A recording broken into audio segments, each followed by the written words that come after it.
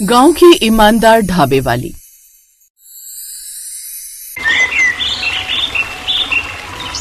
पकड़ अपना बोरिया बिस्तर और निकल यहाँ से। जब से हमारे घर में आई है तब से हमारी खुशियों को आग लगा दी है तूने। मामी, मुझे घर से मत निकालिए।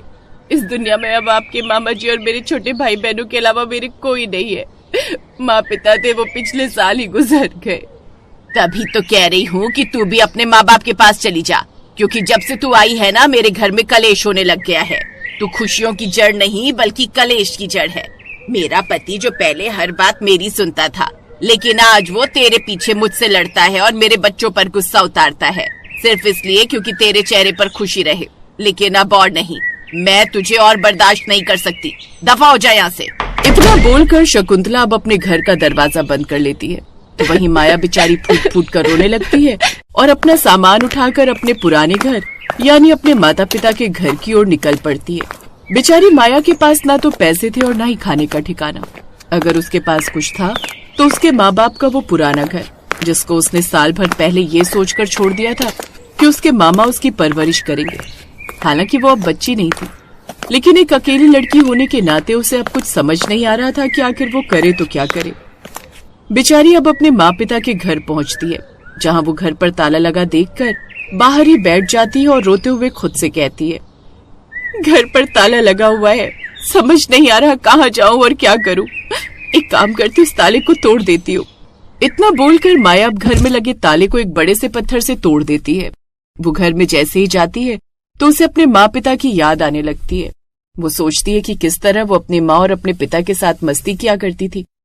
उसका वो खुशहाल जीवन एक पल में अंधेरी काली नगरी में बदल गया था, क्योंकि साल भर पहले एक एक्सीडेंट में उसके माता पिता का देहांत हो गया था। माया अब अपने घर की लाइट जलाती है और अपने घर की अच्छे से सफाई करती है। अगली सुबह सूरज की रोशनी खिड़की से उसके चेहरे पर पड़ती है तो वो उठकर अपनी माँ की पुरानी संदूक टटोलती है।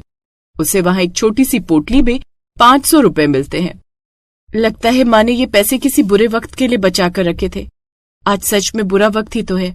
घर में राशन का एक दाना नहीं है और पेट भूख से जल रहा है। इन 500 रुपयों से मैं कुछ दिन का राशन तो ले आऊंगी, पर उसके बाद क्या होगा? मुझे कुछ तो काम करना ही पड़ेगा। हाथ पर हाथ धरे बैठने से तो पेट नहीं भरेगा। माया बाजार जाती है और थोड़ा आटा, दाल और मसाला खरीद लेती है।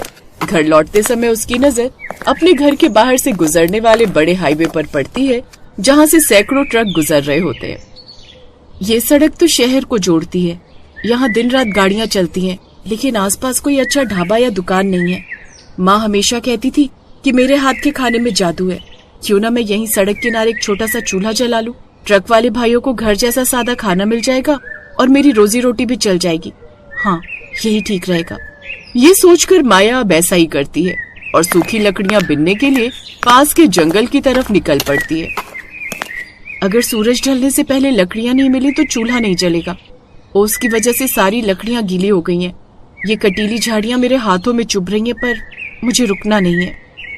अगले दिन एक बार फिर माया उस हाईवे पर जाती है और सड़क किनारे वो मिट्टी का चूल्हा बनाकर तैयार कर देती है और एक त्रिपाल लेकर चारों तरफ लकड़ी में बांध देती है, जिससे पन्नी की छत बन जाती है। अब जब ट्रक और गाड़ी वाले हाईवे के किनारे खाना देखते हैं तो कई लोग रुक रुक कर माया के हाथों का खाना खाने लगते हैं और इस तरह आज पहले ही दिन में माया की अच्छी कमाई हो जाती है। तभी वहाँ एक ट्रक ड्राइवर आता है और माया से कहता है, बहन, तुम्हारे हाथ का खाना तो बहुत स्वादिष्ट है, लेकिन तुम्हारे यहाँ बैठने की जगह नहीं है। अगर यहाँ बैठने की जगह हो जाए तो सच बता रहा हूँ, तुम्हारी बहुत अच्छी कमाई होगी। तुम अपने परिवार वालों को क्यों नहीं कहती कि वो तुम्हारी मदद कर दें? परिवार? भाई साहब, मेरा तो परिवार है ही नहीं। माँ पिता भी पिछले साल गुजर गए। साल भर मामा मामी ने मुझे पाला, लेकिन अब तो उन्होंने भी मुझे घर से निकाल दिया। जितना मुझसे बन पड़ा मैंने उतना किया। बाकी आपने मुझे ये सलाह दी कि मुझे यहाँ बैठने के लिए कुछ रखना चाहिए, उसके लिए धन्यवाद। माया की बात सुनकर ड्राइवर कुछ नहीं बोलता और अपना खाना खत्म करके वहाँ से चला जाता है। तो वहीं माया भी अब ठान लेती है कि वो अपने ग्राहकों के बैठने का इंतजाम करेगी। अगले दिन जब वो बाजार जाती है तो उसकी नजर एक दुकानदार पर पड़ती है, जहाँ उसकी दुकान के पास कुछ टायर्स रखे हुए थे, जिसे देख माया दुकानदार से कहती है, काका, क्या मैं ये 2 पुराने टायर और ये लकड़ी का बक्सा ले जा सकती हूँ? आपके तो ये किसी काम के नहीं है, पर मेरे ढाबे पर बैठने के काम आ जाएंगे। ले जा बेटी, वैसे भी ये कचरा ही है, पर इतनी दूर तू इन्हें उठाकर कैसे ले जाएगी? बहुत भारी है ये। कोई बात नहीं काका, मैं घसीट कर ले जाऊंगी, बस आप मना मत करिएगा। माया एक रस्सी से उन टायरों को बांधती है और अपने कंधे पर डालकर उन्हें घसीटने लगती है। जैसे तैसे वो घर के पास पहुंचती है और अपने हाथों को देखकर कहती है, हाथ छिल गए हैं रस्सी से, पर बस थोड़ा सा और, घर पास ही है। अगर आज मैंने ये बैठने की जगह बना ली तो मुसाफिरों को आराम मिलेगा। लोग तभी रुकेंगे जब उन्हें बैठने की जगह मिलेगी। हिम्मत मत हार माया, बस थोड़ी दूर और। माया घर पहुंचती है। कुछ देर बाद वो खाना बनाकर तैयार कर देती है और अपने पड़ोस में से एक लड़के की हेल्प लेती है। वो लड़का हाईवे पर उसका सारा सामान पहुंचा देता है और इस तरह माया ईंटों के ऊपर लकड़ी का फट्टा रखकर टेबल बनाती है और टायरों को साफ करके उनके ऊपर बोरी बिछा देती है ताकि वो बैठने लायक बन जाए। खुशबू तो अच्छी आ रही है, अब बस कोई रुक जाए। माया सड़क किनारे खड़ी होती है, तभी एक तेज रफ्तार ट्रक ब्रेक मारता हुआ वहाँ रुकता है। ओ छोरी, बड़ी अच्छी खुशबू आ रही है, क्या बनाया है? और ये टायर बैठने के लिए रखे हैं क्या? जुगाड़ तो अच्छा किया है तूने। जी भैया, आइए बैठिए। आलू की ताजी सब्जी और गरम रोटियां हैं। पानी भी मटके का एकदम ठंडा है। आप हाथ धो लीजिए, मैं अभी थाली लगाती हूँ। चल लगा दे, पर देख मेरे पास ज्यादा समय नहीं है, जल्दी परोसना। थोड़ी देर बाद वो ड्राइवर को खाना परोसती है। तभी वहाँ 2 और ट्रक आकर रुक जाते हैं। अरे भाई, यहाँ क्या खा रहे हो? हमें भी बताओ, हम भी भूखे मर रहे हैं भाई। अरे आओ आओ, इस बिटिया ने क्या लाजवाब सब्जी बनाई है, और देख बैठने के लिए टायर भी रखे, बिल्कुल घर जैसा माहौल है। अचानक ढाबे पर 3-4 लोग हो जाते हैं। माया घबरा जाती है, उसके हाथ कांप रहे होते हैं। सभी लोग खाना खाकर खुश हो जाते हैं। मजा आ गया बहन, ये लो 40 रुपए, खाना बहुत बढ़िया था। अगली बार आऊंगा तो चाय भी पिलाना। जरूर भैया, अगली बार आपको चाय भी मिलेगी। आपका बहुत बहुत धन्यवाद। देखते ही देखते अब सभी ड्राइवर वहाँ से चले जाते हैं और दोपहर तक माया के पास 150 रुपए जमा हो जाते हैं। आज 150 रुपए कमाए, अब मैं कल के लिए थोड़ा ज्यादा सामान ला सकती हूँ और शायद एक पुरानी केतली और कुछ गिलास भी खरीद लूं ताकि चाय शुरू कर सकूं। धीरे ही धीरे सही, पर मेरा ढाबा अब खड़ा हो रहा है। इस तरह माया खुश हो जाती है और अपने घर चली जाती है। समय गुजरता है और गुजरते समय के साथ अब माया का हाथ अपने ढाबे पर जम जाता है। अब अकेले काम करने में उसे दिक्कत नहीं आती और अब वो अपने ढाबे को बिल्कुल ईमानदारी से चलाने लगती है। और तो और अब उसका ढाबा इतना अच्छा चलने लगा था कि अब उसका ढाबा एक पन्नी वाला नहीं बल्कि अच्छा खासा ईंट पत्थर वाला टेबल कुर्सियों वाला ढाबा बन चुका था।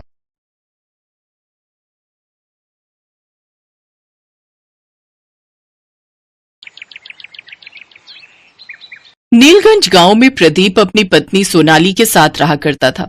प्रदीप के पास एक घोड़ा था जिस पर वो गांव के बच्चों को घुमाता था और उसके बदले उसे कुछ पैसे मिलते थे। एक रोज प्रदीप सुबह सुबह काम पर निकल रहा था कि तभी उसकी पत्नी सोनाली उससे बोली, घर में राशन पानी खत्म होने वाला है, शाम को घर आते वक्त ले आना। ईश्वर से प्रार्थना करना सोनाली कि आज कोई अच्छी सवारी मुझे मिल जाए ताकि मेरी कमाई ठीक ठाक हो सके। मैं आपसे कितनी बार कह चुकी हूँ कि इस घोड़े को बेचकर आप दूसरा काम शुरू कर दीजिए। ये तुम कैसी बातें कर रही हो सोनाली? ये मेरे माता पिता की आखिरी निशानी है। अरे अब ऐसी निशानी का भी क्या फायदा जिससे हमारे भूखे मरने तक की नौबत आ जाए। क्यों चिंता करती हो भाग्यवान, जो किस्मत में लिखा होगा वही मिलेगा। ये कहकर प्रदीप अपना घोड़ा लेकर चला गया। रास्ते में उसे राजू मिला। अरे प्रदीप भाई, मुखिया जी ने आपको बुलाया। प्रदीप मुखिया के घर पहुंचा। तुम्हारे पिता ने मुझसे कर्ज लिया था, अब तुम मुझे वो कर्ज लौटाओगे, समझे? लेकिन उन्होंने अपना खेत भी तो आपके पास गिरवी रखा था। उस बंजर जमीन का मैं क्या करूंगा भाई? तुम मुझे मेरे पैसे लौटाओ, नहीं तो मैं तुम्हारा ये घोड़ा अपने पास रख लूंगा, समझे? प्रदीप वहाँ से दुखी होकर चला गया। तभी मुखिया के पास गांव का सेठ आया। काम हो गया क्या मुखिया जी? समझो हो ही गया सेठ जी। शाबाश, आप नहीं जानते बाजार में उस घोड़े की कीमत कितनी है? सेठ जी, आपके कहने पर मैंने उसे धमकी तो दे दी, लेकिन कहीं ऐसा ना हो कि वो 1 महीने में मेरे पैसे लौटा दे और फिर मुझे उसको वो उपजाऊ खेत भी लौटाना पड़े जिससे मैं लाखों कमाता हूँ। अरे वो गरीब 1 महीने में इतने पैसे कहाँ से लाएगा? उसके यहाँ तो कभी कभी खाने तक के लिए कुछ नहीं होता। अच्छा, अब मैं चलता हूँ। उधर प्रदीप उदास होकर घर चला जाता है। कुछ देर बाद उसका एक दोस्त उसके घर आता है। क्या बात है प्रदीप, बड़े दुखी दिखाई दे रहे हो? प्रदीप सोनाली और रंजन को सारी बात बताता है। देख प्रदीप, अब घोड़े की इस गांव में ज्यादा जरूरत नहीं है। तुम मेरी मानो तो मेरे साथ मेरे ढाबे पर काम करो। नहीं रंजन, मैं अपने घोड़े के पेशे को नहीं छोड़ूंगा। ये काम मेरे पूर्वजों से चला आ रहा है और मेरे दिमाग में एक तरकीब आई है। अगर वो काम कर गई तो मैं उस मुखिया के पैसे लौटा दूंगा और उससे अपनी जमीन भी छुड़वा लूंगा। लेकिन आप ऐसा क्यों करेंगे जी? प्रदीप मुस्कुराया और जंगल से लकड़ियां लेने चला गया। फिर ढेर सारी लकड़ियां काट कर घर ले आया। फिर 3 दिन के अंदर ही दिन रात मेहनत कर प्रदीप ने लकड़ियों का एक सुंदर सा बड़ा टांगे का बॉक्स बना लिया। अब हमारी घोड़ा गाड़ी तैयार है। अब कमी है तो बस रसोई की। वाह, कितना सुंदर लग रहा है ये। लेकिन रसोई की कमी मतलब? मैं कुछ समझी नहीं। मतलब ये कि अब हम इसे एक चलती फिरती घोड़ा गाड़ी रसोई बनाएंगे। देखो भाई, आजकल आधुनिक जमाना है और लोग हमेशा कुछ नया करने की कोशिश करते हैं, लेकिन मेरे पास इतने पैसे नहीं है कि मैं इसमें राशन भरवा सकूं। फिर मेरा ये काम सफल कैसे होगा? अब आप बहुत थक गए जी, चलिए चलकर अब सो जाइए। कल सुबह देखेंगे कि आगे क्या करना है। वो दोनों खाना खाकर सो गए, लेकिन अगली सुबह जब उठे तो उन्हें बाहर से खाने की बहुत अच्छी महक आ रही थी। वो दोनों बाहर आए तो वो खुशबू घोड़ा गाड़ी में से आ रही थी। वो सीढ़ियां चढ़कर उस घोड़ा गाड़ी के अंदर गए तो उसकी रसोई में तरह तरह के पकवान बने हुए थे। ये जादू देख वो हैरान थे। तभी किसी की आवाज आई। घबराओ मत प्रदीप, ये जादू मैंने किया है।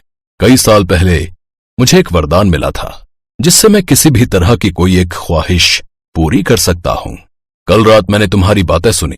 तुम घोड़ा गाड़ी रसोई के नाम से कुछ कमाई करना चाहते थे, इसलिए मैंने तुम्हें ये जादुई रसोई दी है। अब इस रसोई में कभी अन्न की कमी नहीं होगी और तुम जो जितना जितना इस रसोई से मांगोगे तुम्हें मिल जाएगा।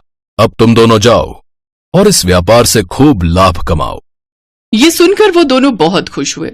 लोग आकर्षित हुए और खाने की खुशबू से उसमें खिंचे चले आए। देखते ही देखते घोड़ा गाड़ी में लगी कुर्सियां भर गईं। सोनाली और प्रदीप झट से रसोई में से खाना लाकर लोगों को परोसते हैं, जिससे उन्हें खूब कमाई होती है। भाई वाह, कितना स्वादिष्ट भोजन है भाई, है मजा ही आ गया भाई। कुछ ही दिनों में उसे अच्छी खासी कमाई होने लगी। आपने तो सचमुच कमाल कर दिया जी। ऐसे ही उन्हें महीना पूरा होने वाला था और वो अपने पिता का कर्ज उतारने के लिए गांव के कुछ लोगों के साथ पैसे लेकर मुखिया के पास पहुंचा, जहां सेठ भी मौजूद था। जैसे ही वो प्रदीप पैसे लौटाने आए, आप उसकी घोड़ा गाड़ी रसोई छीन लेना, फिर वो मुझे दे देना। आपको उसके दुगने दाम दूंगा। ऐसा कभी नहीं होगा। ये लो तुम्हारे पैसे और मेरे पिता की जमीन मुझे वापस लौटाओ। प्रदीप का ये रूप देख मुखिया और सेठ जी घबरा गए और उन्होंने उसकी जमीन के कागज उन्हें लौटा दिए। अब प्रदीप खुशी खुशी सोनाली और गांव वालों के साथ जमीन के वो पेपर लेकर लौट गया। Best buddies. Hello friends, thanks for watching this video. अगर आपको ये वीडियो पसंद आया है तो प्लीज लाइक, सब्सक्राइब, कमेंट्स करें इस वीडियो पर और हाँ, शेयर करना भी ना भूलें। और भी मजेदार वीडियो देखने के लिए नीचे दिए गए बेल आइकॉन को दबाएं। देखते रहिए बेस्ट बडीज।